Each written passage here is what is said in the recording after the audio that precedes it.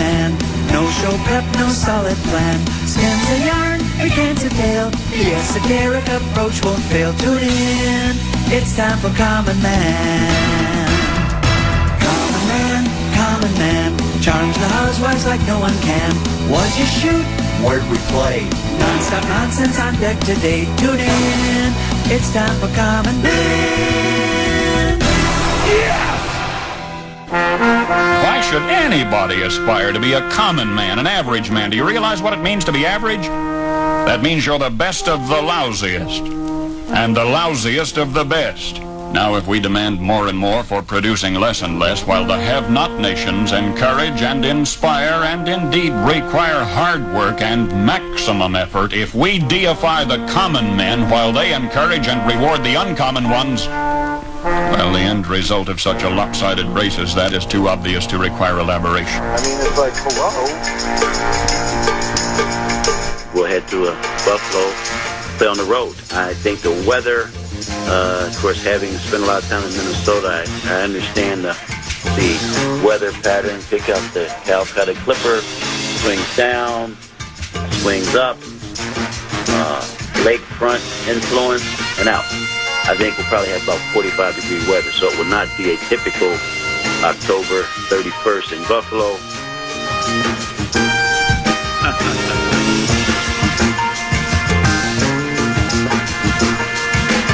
Once you get over that Anoka County line and head north, your troubles are behind you. Later. You're breaking up, Bob. You're breaking up.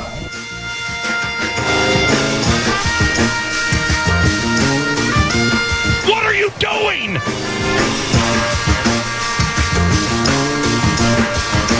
Let's go.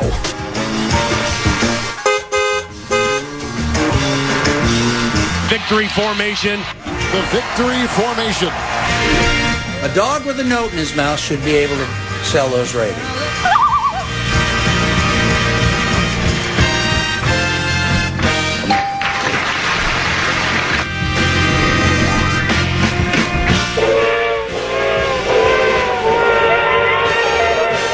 How about the cardiac cats?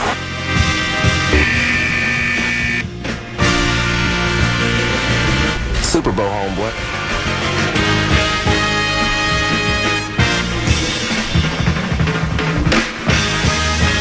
I'm unlimited, Mr. Unlimited.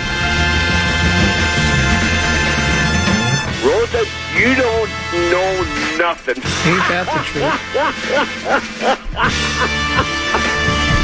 He's the clown from Brown. He's the fourth in the North. This is the Common Man, Dan Cole. He knows better, though, than to come in on a Friday afternoon. The grunt begins at 5, actually 3, but 5 sounds like more than 4. Greetings, good afternoon, and ack-ack-a-dack, and dack-dack-a-ack to you and yours. Ack-ack-a-dack, dack-dack-a-ack is your password for tomfoolery and skullduggery. We'll also gain you admittance into a meeting of the Loyal Order of Water Buffalo. Ooh-la-la. Ooh-la-la. I'm the Common Man, Dan Cole. I'm a radio dinosaur. The fan is my La Brea tar pit. Someday paleontologists and archaeologists will be sifting through the rubble that is 1600 Utica Avenue South. They'll stumble across the remains of the Common Man, my skeletal remains, and they'll say, egad, it's a... Oh, and my cold, dead, fossilized lips will be attached to this Norman BCM 104 microphone, and they'll go, well, it's a social commentator with an archaic communication device. Unprepared, uninformed, and unrepentant, and unapologetic. If you're looking for poise, polish, and professional, just wait until 3 o'clock. That's when Big Ticket and JG take over. I shouldn't lump Ten to be in with me. He likes to prepare. It looks like he's diligently preparing his fantasy football roster right now. That's what it looks like he's doing. That's my favorite. When you'll be doing your fantasy football, and I'll say something, and then you'll go, oh, what'd you say? But that's okay. I do the same deal. I always love that. It's a really loose operation. I think most people realize that by now. I look at the leaderboard, Tennessee, 154th playing of the Open Championship Royal Birkdale. Herbert shoots a 62 today. I'd never heard of the guy. Look it up. He's the great-grandson of Herbert and Gerbert guy fame. Really? No, I just made that up. Maybe he is, though. Deuce is working from home on Friday, so he had it on. Lucky. He said the guy had the opportunity to shoot the first ever 61 in any major, and he 3-putted on 18. And he said the last one was, now Deuce doesn't know golf like I know golf and like you know golf, so maybe a short putt to him is, 30 feet. I don't know. But he said he missed kind of a short one that whirled out. And he said he looked bitter. We probably knew this is for 61. And if he knows anything about golf, no one's ever shot lower than a 62 in major championship history. So play continues. Leaderboard is jam-packed. My guy, Teneby Molinari. Yeah, how about him? He's at 5 under through 17. He's got one more hole to go. Who took Cam Young in the power trip? Power trip. Yoga pants, breasts. I think someone did. I think someone did as well. Somebody must have taken Sam Burns, I would hope. I don't think anyone did. No, why do people doubt Sam Burns? I threw him as my, I told you the other day when I gave you 3 names, I had him at like 50-1. Yeah, and that's a really good, because Sam is... Chris Hockey took Cameron Young. Okay. And he's tied for second. He shot a smooth little 69 today, or 67 today. Yeah, Burns shot a 62 as well today. Yeah. That's right, he did. And then DeChambeau is at -4 through 10. So we'll keep you posted on what's happening at Royal Birkdale. When I entered the studio here in the changing of the guard, Nordo filling in for Barney said, not much of a lead in today, and I thought he meant the power trip. And I was thinking, well, you can't be a power trip. I said, you can't be taken. You go, no. He goes, my lead in for you, I spent the last hour talking soccer. And I said, that's okay. I said, I got Abbott going. Well, did he break on time, though? Well, he did. Well, you know how Abbott gets annoyed when I'll look at you and I'll say, so did the Wild play last night and did they win? And he starts to show out like that. I always love that. And so I looked at him and I said, now, is the World Cup final tonight or is that tomorrow? And are we at the final yet? And then I said, now it's Norway against Greece, right? And he didn't, you know what he said? He goes, you're not going to get me going on that because I don't really care about soccer right now. Oh. But I don't think he's as invested as he would have been had it been in the United States. And I thought he was the guy that loved soccer. But maybe that's Nordo. But anyway, I do know that it is Sunday. And if you give me a second, I'll remember who's in it. It's Argentina against Spain. España. So, yeah. And, there's, I guess the sentimental story would be Messi, one of the greatest soccer players of all time. He's won a World Cup or two, I'm assuming. He's probably going to win the gold boot unless Mbappe. When do they play? Now, this I don't know. Is Saturday the third place game for the bronze? Is that tomorrow? And then Sunday's the championship? Because I think France is playing for the bronze. So that's really all Mbappe has to play for right now is the gold boot. Yeah, third place game is tomorrow at 4. Okay. So he's looking for a gold boot is what it is. That's whoever scores the most goals in the entire World Cup. So,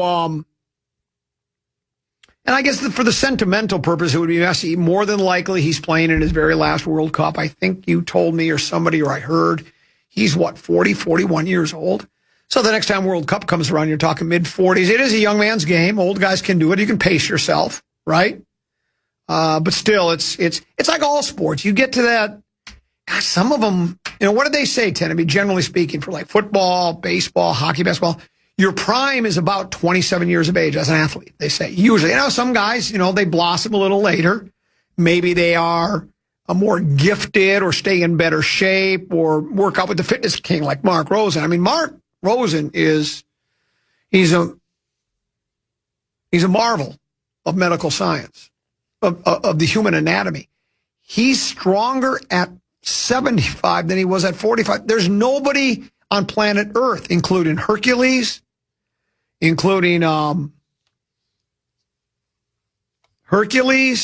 Atlas.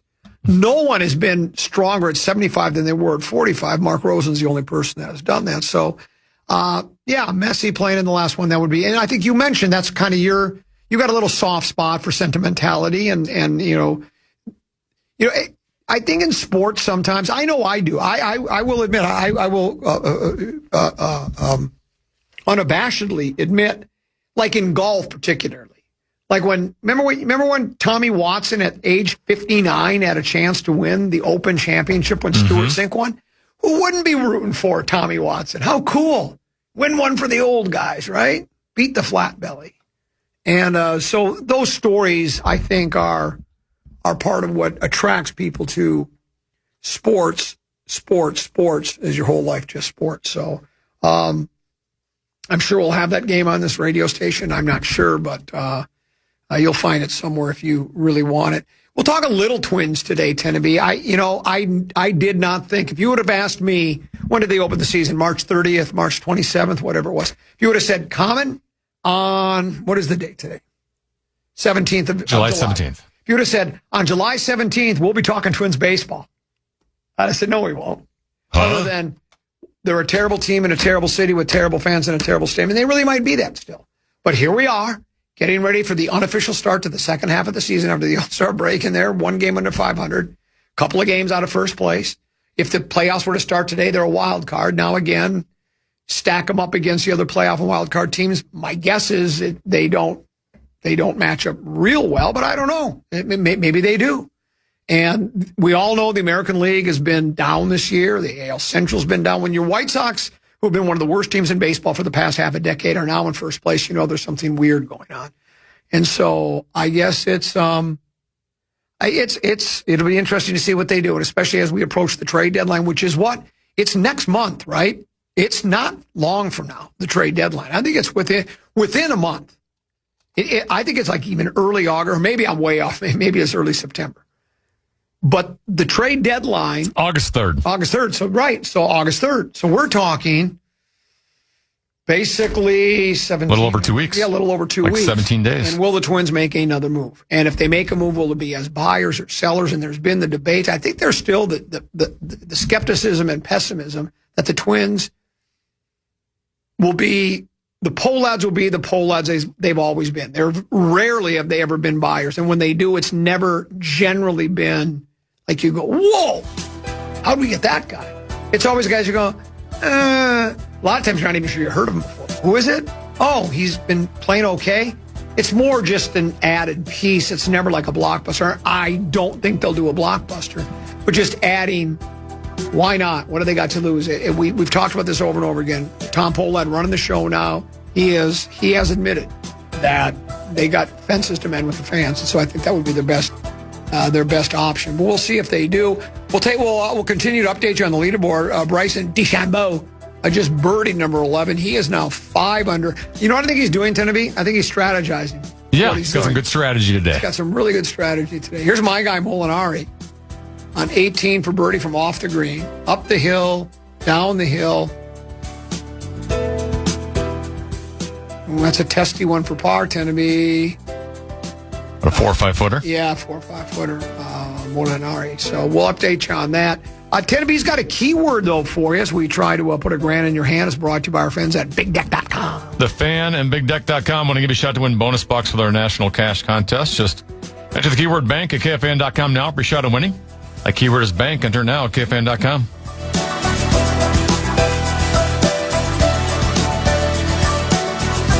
The Common Man. Your chance to score a Mall of America Summer Mystery Prize is back. Grab one at any of our KFAN events or anytime you see the KFAN Street Team this summer. Then redeem it at Mall of America for discounts and exciting prizes. Check out upcoming events at KFAN.com, keyword calendar. Sarah McClellan works for the Fish Wrap Factory West Side. She writes wild. It doesn't say when she had this opportunity to talk to John Hines. At least I didn't see it in there. I shouldn't admit this, working at the All Sports station. Oftentimes I just skim stories, but she had a conversation with him.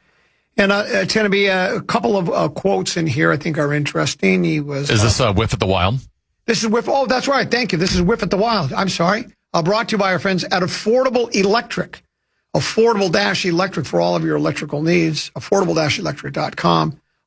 Whether you have storm damage, whether you maybe you're doing a home remodel, maybe you're getting ready to sell your house. You want to make sure you're code compliant, the electricity is working. So, the closing on selling the home won't go if there's some electrical issues. So reach out to my friends at Affordable Electric, 612 612-331-VOLT, 612-331-VOLT, or affordable-electric.com. And remember, they are affordable. Whiff of the Wild, Hines says, last season was a good season, but we want more. And I think that's why everyone was so disappointed when the season was over and we got knocked out.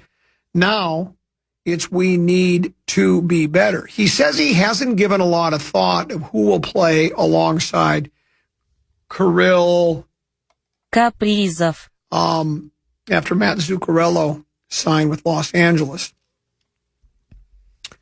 He also expects to talk to Kaprizov more about the change, was to shuffle the Wild's depth chart. Brink was boxed out of a top 6 forward group when the team was healthy, has a chance at an elevated role. Maxim Shabanov, is that how we say it? Shabanov? I still don't know if it's Shabanov or Shabanov. Shabanov sounds better, so let's go with Shabanov. He's a former KHL star, right? Yeah, he's Russian. Hines said, there's always an adjustment. If Zuki was out or Kirill was out, they'd have to play with different guys. We're certainly respectful of the fact of their friendship.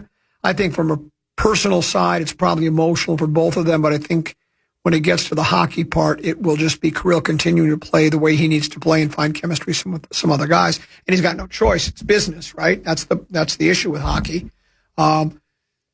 Money, age, roster changes, and they decided, despite the fact that, from what everybody tells me, including you, that was a really good combination, Kirill and Zuccarello. That Zuccarello had this ability to, but were you saying like east-west rather than north-south, or how was that? How did you say that? Yeah. He's more of an east-west player, and then Kaprizov gets into the east-west game as well. And the team says they'd like him to start playing a little more north-south. Right. I would just say a lot of the east-west play has been pretty successful for them, so I'm a little concerned. Right. The Wild also had a hole on their second line after Marcus Johansson signed in Sweden. Or is it Johansson? Johansson. Did anybody ask him? Well, I guess I've never spoken to him directly to find out. But Hines envisions Blake Coleman filling that vacancy next to Joel Eriksson and Matt Boldy. What do you know about Coleman, Timothy? He likens his games to Johansson's. Well, I have a question. Didn't you say earlier in the story that Hines said he hadn't thought about line combinations? Yeah. And now he's saying, yeah, I can envision him next to Boldy. Yeah, think about it. Because when you brought up that he hadn't envisioned line combinations, I'm like, well, that's BS. Yeah. Either A, he's not envisioning because he's still expecting more moves to be made, right, which is very possible. Or B, he's just lying to us because he doesn't want to talk about line combinations in July. But he's in conversations with Bill Guerin when they're going to get these players. And, of course, he's thought about where guys might get slotted in. That's your job as a head coach. So I don't believe that. And clearly by him talking about playing with Boldy and Eriksson, that would make sense. Well, here's what he says. Here's his, his scouting report or his synopsis of the Coleman character. Very good skater, much like Teneby. Very competitive, good on the penalty kill. He can play with good players. I could certainly see him working with Eki in Bolds. Maybe it's Kirill as well, depending on how other guys do. Shabanov, Brink, or someone else emerges. But when you look at the changes of the team, probably for sure like Johansson's role and style of game and who he complemented, I think Coleman kind of fits that. Would you agree from what you know of Coleman? Is he comparing him to Johansson? Yes. Yeah, I think he's got a little bit more all-around game, but in terms of, a guy who can play with speed, he's dependable defensively. He's what we call a 200-foot player.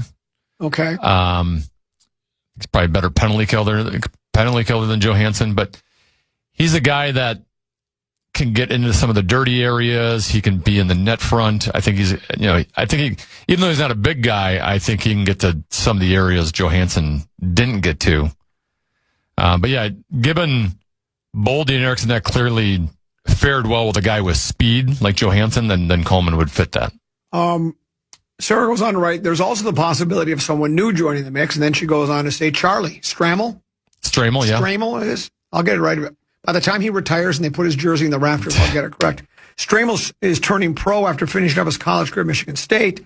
Rosemont native, drafted in the first round of the Wild in 2023, is back on the ice after broken ankle ended the center season early. Hines says, I'm excited to see Charlie. I know he's made some really good strides over the past couple of years at State. He's coming off his injury. I know he's in training, working hard. So I'm really encouraged to see where he's at in training camp. Is he ready to make a push for the NHL team? Does he need a little bit more time? When you get the young guys in like that, they're all very different.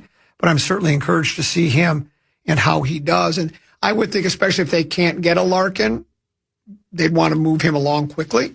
I think that's very high expectations. One is he's more kind of thought of to be like a middle six center, right? A bigger, stronger body, win faceoffs, dependable defensively, that kind of thing. I don't think people look at him and go, hey, he's a high-end guy who we can envision with Kaprizov someday. And then two, if we're going to talk about the 2026, 2027 season, that's a big jump. And if you recall, he struggled in his jump to college hockey to begin with. Early on in college, hence he had, went from Wisconsin to Michigan State because it didn't go well for him in Wisconsin. And all the Wild fans are going, that was a wasted draft pick. He ended up going to Michigan State and doing well. But the jump to college was a big one for him. The jump from college to the NHL is also going to be significant. And I think to expect him in year one to just show out, I think it'd be great if he did. I would love it. Would love him to surpass the expectations, but I think we need to, on him specifically, we need to temper the expectation. If there's a guy that we think can push up more, I think it would be Yurov. At full strength, Hines sees healthy competition for ice time on the blue line. He says, I feel like there's lots of guys there who can help us win games. Bogosian, is that how you say it? Zach Bogosian, yeah. Damon Hunt. Prospects Carson Lambos, David Spacek, as well as Elk Rivers, Matt Kierstead are also options. Do you know anything about these younger guys? The odds of them making any significant hay here. I mean, Carson Lambos was a first-round draft pick, so I think up to this point, you would consider him a disappointing pick. And it's maybe kind of his last chance here with the Wild, last hurrah. If they end up, as of right now, I don't envision a role for him because there's 7 guys in the NHL that are ahead of him. So assuming those 7 are on the roster, you're going to keep him down in Iowa and he'll start the season there. Now, if Dylan Larkin was a thing at some point and you had to shed salary or, you have to give away assets to be able to get a guy like Dylan Larkin, could a guy like Jonas Brodin be traded? Mm-hmm. If he is, then that might open up the door a little bit. Okay. Lambos is a left-handed shot, good skater to get some minutes at the NHL. But those guys at the end, I would not expect anything from. Damon Hunt would be the guy. Once he got in the Colorado series, he played top 4 minutes for you. Hines was asked, obviously, about Hughes.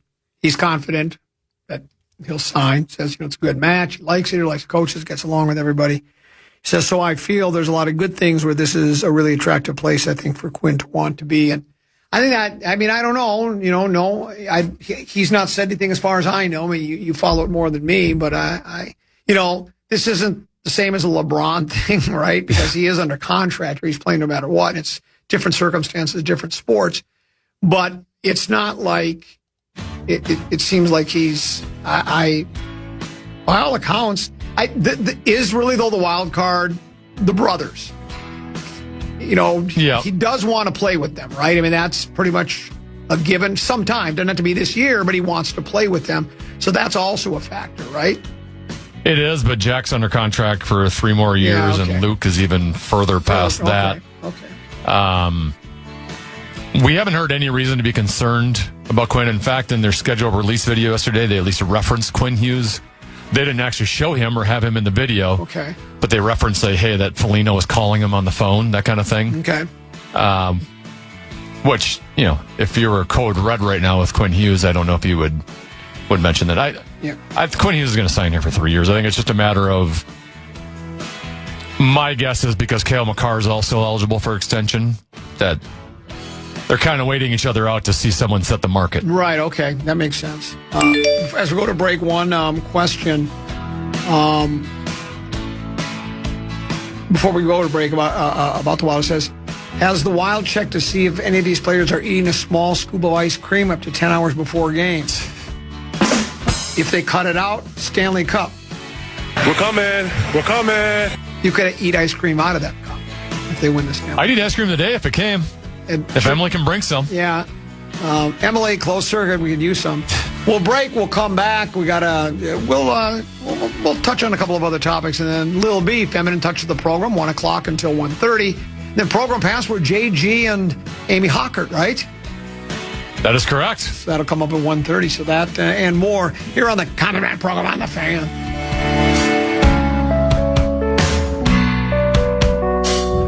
Another epic episode of Program Password begins today at 1:30, and you can watch it on KFAN social channels. Our iHeartRadio Music Festival. Presented by...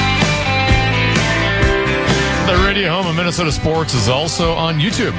Check out the KFAN YouTube channel for exclusive videos, in-depth takes, initials, and password games, and behind-the-scenes content.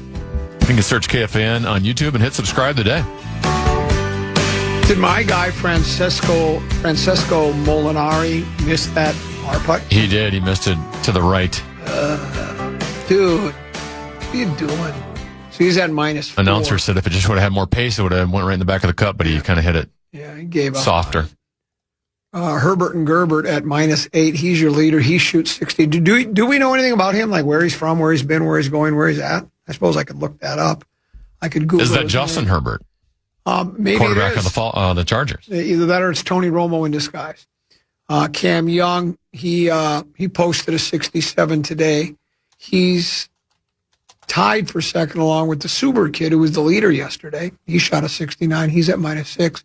Then it's DeChambeau, Burns, Gerard, all at -5. Scotty Scheffler is tend to be lurking. He's lurking at -3. Tied for 14th right now. It's a jam-packed leaderboard. And Rahm had just barely missed a putt. Okay. Like, burn the edges for a chance to go to 4 under. Lucas Herbert, Australian professional golfer, has won 3 times on the European Tour, once on the PGA Tour. That would be the 2021 Butterfield Bermuda Championship. Oh, I remember that day. That's my favorite championship, too, the Butterfield Bermuda. In 2024, he joined the Live Golf League and is a member of the Ripper GC team. Do you like the Ripper, what is it again? Ripper GC team. Do you like the Ripper GC team? I've always been big fans of them. I love that team golf. It's so much fun. So there you go. That's his thing going on. Lazy Radio, Common Man program. We've got list radio for you here, Tennessee. Going into the second half of the season, CBSSports.com is ranking MLB's top 50 players of 2026. They've taken the entire Dodger roster and listed them 1 through 25. So that's your first 25. The LA Dodgers have the 25 best players in baseball. Then after that, they start to fill out the rest. Tennessee, and I know you're going to get this right. Oh, boy. How many Minnesota Twins are in the top 50? Top 50? Yep, top 50 ball players in all of MLB. Not American League, MLB. Well, it's not more than 2. That so it's is either going to be 0, 1, or 2. That's correct. It's one of those where I don't know if nationally those two are viewed as favorably as we would view them here, but they're both all-stars. Mm-hmm. I think you got I'm going to say right. 2. And you are absolutely correct. Yeah. Byron Buxton and Joe Ryan. Now, just in case you didn't know, I was kidding about the Dodgers being. Isn't that funny? That's so funny. I'm trying to be like the Power Trip Morning Show. Where do you think they're right? What would be your guess? I mean, if you can nail either one, just the exact number, you got to. Yeah, they're. I would say they're in the back half of that 50. Well, one is. Really? But there's one in the front half. But Byron Buxton's going to be on the front half. Nope. Ooh. I'm glad. Joe Ryan deserves that credit. Joe Ryan is at 17. Wow. Well, he was 17, if you know what I mean. Here's what it says. A coveted name leading up to the deadline. Well, why do they have to say that? What makes them think we're trading? Why do they think we're sellers? Have they not looked at the standings lately? Maybe they're looking at them upside down. A coveted name leading up to the deadline, the 30-year-old Ryan has been in peak form in 2026. Across 20 starts and 110 and one-third innings, Ryan has an excellent 1.5. Why doesn't it have the point in there? How does it say 150 ERA plus backed up by a FIP of 2.77? Isn't that opposite? What is FIP? Something per innings pitch. Armed with a strong fastball shape, excellent extension off the mound, and a put-away sweeper, Ryan checks every box. Oh, FIP is fielding independent pitching. So somehow it's an analytic that takes away your defense, right? Because some defense is better than others. Right, well, in the Twins' defense, as we know, they're Keystone Cop-like sometimes. Because your ERA can be very dependable on that's correct. How good your defense is or bad. Byron Buxton checks in at 44, Tenneby. Okay. Says the story remains the same with Buxton. When he's healthy, he typically puts up MVP grade numbers. That's the case in 2026. He's dealt with a series of nagging injuries this season, but nevertheless, in 75 games for Minnie, he's slugging .575 with 25 bombs and a 4.64 defensive innings in center with all those. I'm not a big analytics and sabermetrics guy. I've always basically old school. Sorry. I go home runs, average, and it's going to be, he's got the whole country now calling. You were the one that started. Everybody used to always, I did too, RBIs. And then you said, well, it can't be RBIs. That would be runs, batted ins. And it's not. It's runs batted in. And so you are right. So that's kind of the numbers that I've. And, I think, look, I'm not the only person that does this. And I've always thought sabermetrics and analytics are for people that can't just watch somebody play and see, right? Sometimes you can just see a guy by the way he carries himself, by the way he walks, the way he talks. The way he's chewing his bubble gum. The way he chews his bubble gum. The way he walks, talks, or balks.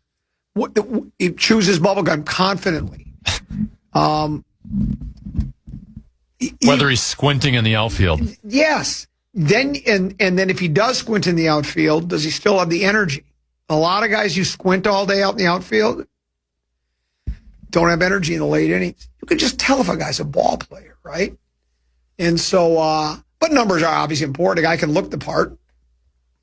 Royce Lewis looks the part. And then he started out, his career started off like a rocket ship. Then he was terrible, and now he's playing better now again. But two of the top 50, I guess, isn't so bad. What a terrible putt by DeChambeau. Well, and of course, the way he looked at it was like, well, why didn't that break?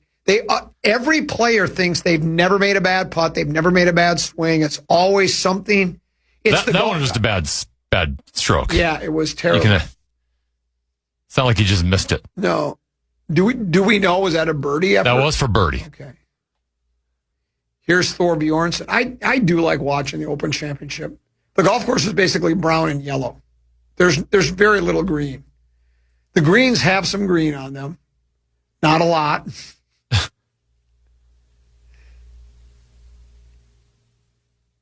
They don't look like, this course isn't like Prestwick.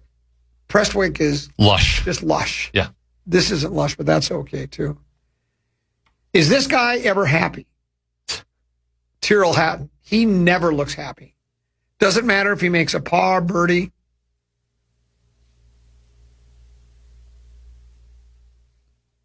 Tyrrell's goes to 1 under. Look at Tyrrell. He actually looked like he was fighting, holding back a smile there. They were showing one guy early, Josele Ballister. Yeah. Because the projected cut is 4 over. Or, excuse me, it's 1 over. Okay. He was 4 over going into 17. And he eagles 17 and then birdies 18 to get to and he was just like fist pumping. Oh, sure. Like he stuck it to, his shot on 18 actually hit the flag and stuck to, 1 foot. Right. And after he hit the 1 foot putt, he just fist pumped because he knew how big, Yeah. And his eagle putt on 17 was basically on the fringe. It was like a 30-foot putt and he had to have it. Sort of like when you made a putt for a 10. Very similar. Similar distance and similar celebration. Yeah.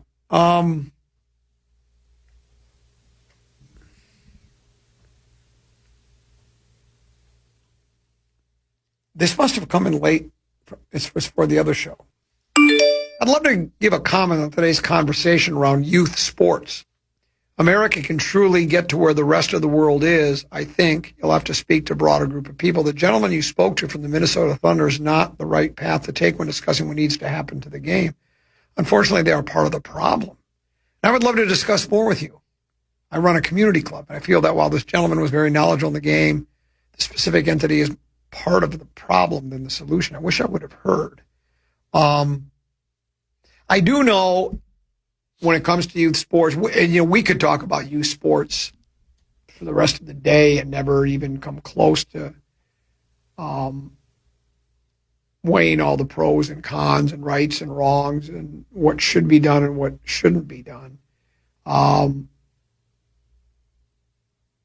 think for me, it's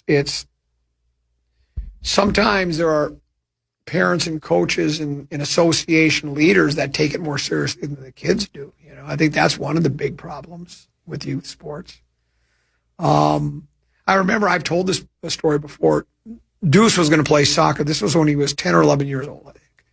And he joined he was convinced to join some soccer, I don't know what they were, the Galaxy or so. I don't remember what they were. But they had an elite girls team, and they said they were going to start a boys team too. So they got like 8 or 10 boys on the team. And that's all they ever got. They were so focused on the girls, the boys would practice, and they would practice, and they would practice. This went on for like a month and a half, and I finally went to the coach and I said, are these guys ever going to play any kind of a game? They've not played any game. They're just practicing all the time. Yeah, we're working on that. And then they finally figured out some type of a scrimmage with somebody, and that was the only game they played. It was like, and I think I don't understand other than I think what they were doing was they needed, maybe their intentions were good, that they did want to start a boys Galaxy, whatever the name. It wasn't Galaxy. I just don't remember the name right now. But they didn't get enough, but they wanted the money. They weren't going to say, hey, guys, we couldn't get enough. Here, Mom, Dad, take your money back and go somewhere else. They wanted the money to run their own program. I think what happens in a lot of these sports is, like, let's say you were a soccer player in high school and college, and you get out and you go, I really want to make a living playing soccer, so I'll start my own soccer school or soccer camp or soccer this or soccer that. And you just pump kids in and pump them out. And you're taking money from kids, even if you know the kid really has no future in the game of soccer. And maybe that's okay, too, because you can play just for fun. But I remember the old Brown Institute, where I went to for broadcasting, a legendary broadcast school here out of Minneapolis. I mean, you're talking about in the 60s, 70s, and 80s, so many people went to Brown Institute, graduated, and then went to a small market radio station. I was one of hundreds, probably hundreds of thousands of people that went to Brown. And what they would always tell you is they said, we're going to have you come in, we'll have you do a reading test, audio says, and if we don't think you can make it, we're going to tell you right there, we're not going to take. Come on. We had a couple guys in class that you just knew had no chance, that you could just tell, right? But who might have told Brown that they were doing the wrong thing, but they were bringing kids in there. Those kids would go, they'd get their first job, didn't work, maybe got another one, didn't work, and they're out of the business, but the school got their money, which there's no rules, laws, or regulations against that. But I think in youth sports, sometimes the same kind of thing happens, is especially a lot of these club teams, I think they do it in AAU. Your kid's really good, and we need extra bodies on the roster, and money is what they do. I think what's happened is the purpose of youth sports in people's mind has changed, right? If you go back 30, 40, 50 years, the reason you were in youth sports as a child was to play with your friends, to get some exercise, to learn life lessons, to learn how to handle adversity, learn how to be a good teammate, learn how to respect coaches. And now I feel like the mentality or the purpose has changed to, I want my child to get a college scholarship and play in the pros. And so what's happened is a lot of the mentality has changed to that. So then you now have people financially taking advantage of that mentality of we're going to have as many elite leagues and superstar leagues, and your child is going to be one of those superstars. Right. Yep. And I have expertise. Of course, I'm making lots of money off of this. Right. And your child needs to play in this to get to that level. Yeah. And it all stems from why we're doing youth sports for a lot of parents. Not all parents. There's a lot of parents that have the right mentality. I think you've summed it up exactly. I mean, you summed it up perfectly. And with Deuce, I chased a little bit of that where, he showed, did I say Deuce? I meant Baby Brother Peter. Baby Brother Peter showed some exceptional talent playing basketball. He did. He was really good. And he worked at it really hard. So couple of different times had him. He worked with Al Nolan for a while. Al Nolan, former Gopher, he's the analyst the last couple of years with Grimm on the Gopher basketball. I hired Al Nolan, help my kid. Al was great, really good, reasonably priced, but Al was teaching him, and so I was willing to do that for my boy to get more out of his game, and it helped him. It did improve him. But you're right, it's the idea of, and that wasn't to try to get Pete a scholarship. You could see.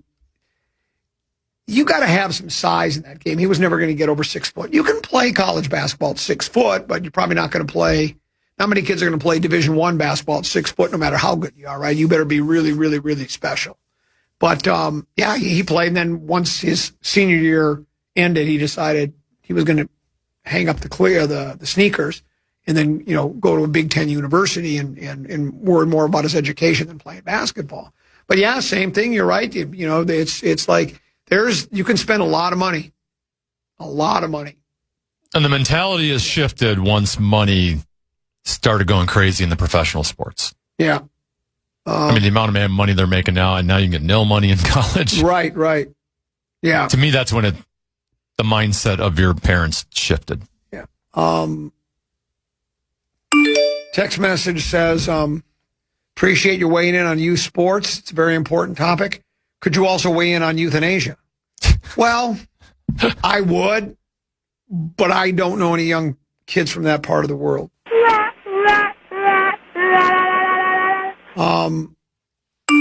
This one says, I'm a little confused to hear you're standing up for kids in this youth sports conversation. I thought you were for stadiums and against kids. I always love that one. Signed prop up sagging pants guy. So I'm trying to prop up sagging ratings. He's trying to prop up his sagging pants. This one says, it's parents trying to make up for where they felt short and status for the parents. Yeah, I suppose, I guess people live vicariously through their kids, right? I don't know. There's parents that didn't fall short that I'm seeing doing it too. Yeah, that's right. I know of parents that were professional NHL hockey players. Yeah. And had great careers and have made millions of dollars and still have that mentality with their children. Yeah. Now, they were probably raised in that mentality too. They're a little bit younger, but. Well, there was a story today. Fish Run Factory West Side. And again, I shouldn't admit this working at the All Sports station, but I just skimmed it. Exactly what you said about, like coming from a sports family. Did you notice this story in the Fish Rep today? Have you seen it? No, I did not.